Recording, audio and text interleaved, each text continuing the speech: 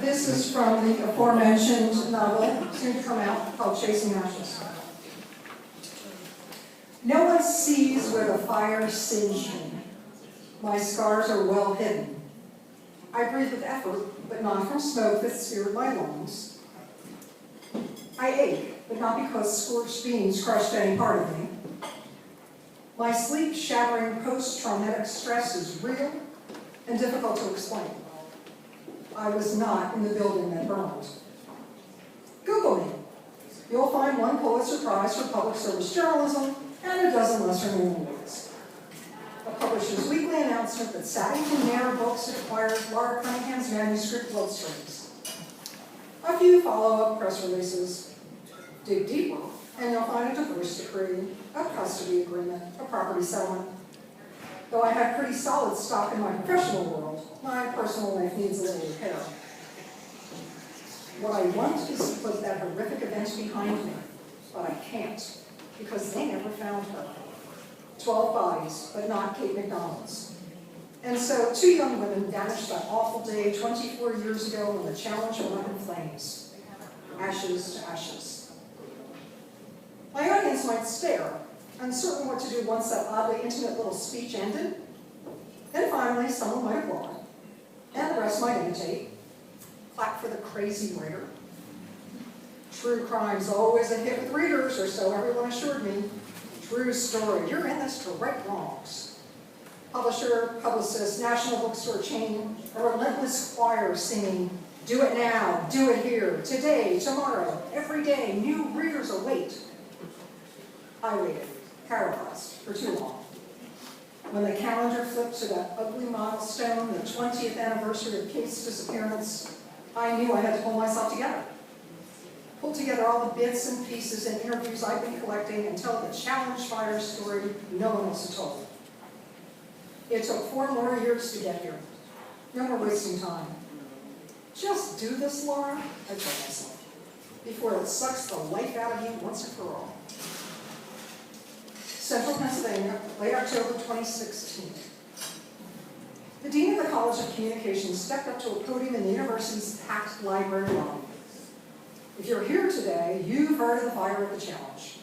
Last I looked, it was still ranking high in our search analytics, not too far below the football team, the Alumni Association, and a blog that reviews the local bars.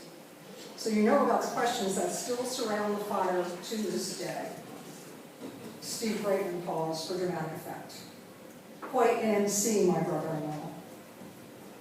Bloodstreams is a memoir, as well as an expose of what the authorities missed in their investigation of the challenge fire.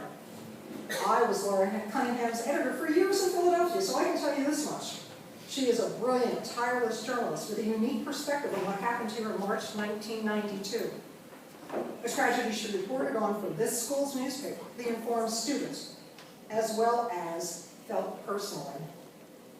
Kate McDonald, Laura's childhood friend and college roommate, was never seen again after the fire. They were seniors when Kate died, or simply vanished. Neither has ever been determined.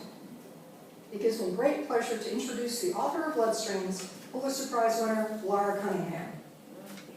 I managed to stand, walk over to Steve and let him hug me. You got this, kiddo. This is your story to tell. Tell it again and again. I fixed my eyes on a girl wearing a blue hat with red woolen braids hanging down from the ear flaps. Then I launched into the talk I've revised too often to count. 10 students were found dead on March 19, 1992 at the challenge out on Allegheny Highway, just on the grounds of this university. Young people in pain because of addiction, abuse, family issues, you name it. Young adults looking for a safe haven, a place where they could live and thrive. The internet was just becoming a daily part of our lives back then. Students enrolled here weren't required to have computers or email, and not everybody had cell phones. It was still possible to hide from the larger world or to get lost in someone else's. Forensics teams were divided on whether remains discovered outside the building the day after the fire belonged to Andrew Michaels, the non-denominational preacher who founded the challenge, though a formal inquest later concluded they did. But Kate McDonald, one of the editors of the informed student, no remains were a match. The investigation, and some evidence cited in the early lawsuits that resulted from the fire, showed the challenge to be a sham, almost a cult, and Andrew Michaels to be a charismatic figure who bent vulnerable individuals to his will. Kate McDonald walked into that world, trying to find the truth behind the brutal death of a friend she believed had died at the hands of Michaels, either directly or indirectly, and hoping to bring Michaels down for the charlatan she believed him to be. I paused. Bloodstains is Kate's story, drawn from personal journals and articles she wrote for the Informed Student, as well as my own reporting based on public documents such as police reports, the lawsuits filed by the parents of the fire victims, lab results from DNA and other tests performed by the county medical examiner's office, and discussed by expert witnesses at the inquest, and more. What my book reveals is how so many institutions failed Kate and those 10 students, their families and friends, and all of us in the process. A few deep breaths to calm my stage fright. Then I began to read from the opening chapter.